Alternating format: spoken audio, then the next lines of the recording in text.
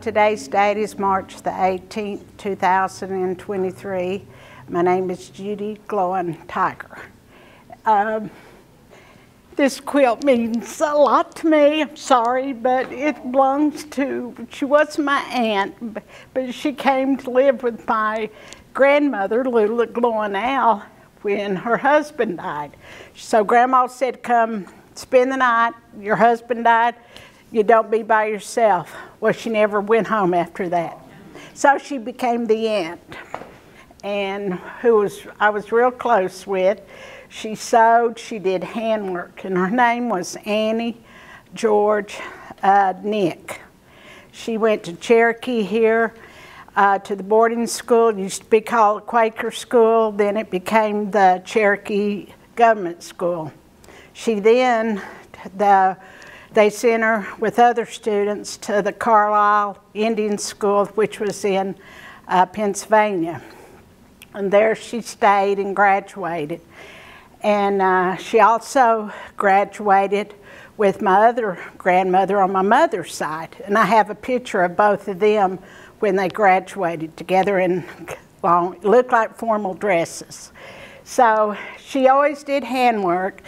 Ever since they lived Grandma lived down below our house, and she was always working with her hands, embroidering, and I didn't actually see her do beadwork, but I know she had some bead stuff in her drawer because I was always playing and prowling in her little stuff.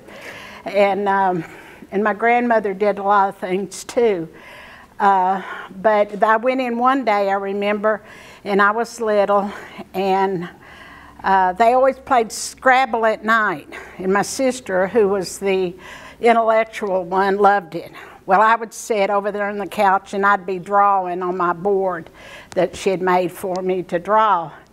But I came in one day, and her and Grandma had a loom set up. It was wooden in the middle of the living room, and they were quilting. Now, it wasn't this quilt, but I just remember looking and said, I want to learn to do that.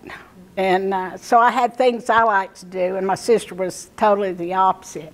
But she had made this and had given it to me, and I think I was probably in my early 20s when she gave it to me. She said, it's not finished.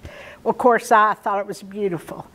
It's made out of neckties, velvet, what we'd call maybe satin, silk maybe, but I didn't hang it up. I folded it up, which I shouldn't have, but I was afraid.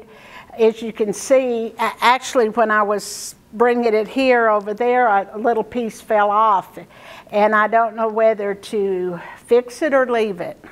You know, you can, probably you experts would know better. And it is done by hand, and you can see all the work. And the neckties probably came from her husband, who she did not marry.